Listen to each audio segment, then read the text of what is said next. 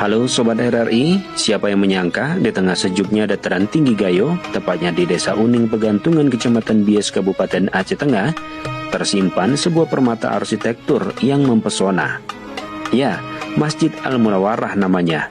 Masjid ini bukan hanya sekedar tempat ibadah, tapi juga sebuah oase kedamaian yang berpadu harmonis dengan keindahan alam.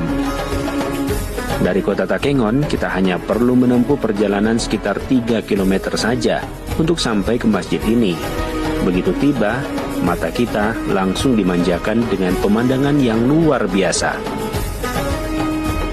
Masjid Al-Munawarah seolah menyatu dengan alam karena lokasinya yang berada tepat di tepi daerah aliran sungai Das Pesangan. Bayangkan saja suara gemercik air sungai yang menenangkan, udara segar pegunungan yang menyejukkan, dan arsitektur masjid yang menawan. Sungguh kombinasi yang sempurna. Salah satu daya tarik utama masjid ini adalah anak tangganya yang bersusun rapi, seolah mengundang kita untuk turun menyentuh langsung air danau Lutawar yang jernih. Bisa dibilang pengalaman beribadah di Masjid Al-Munawarah ini sangat berbeda.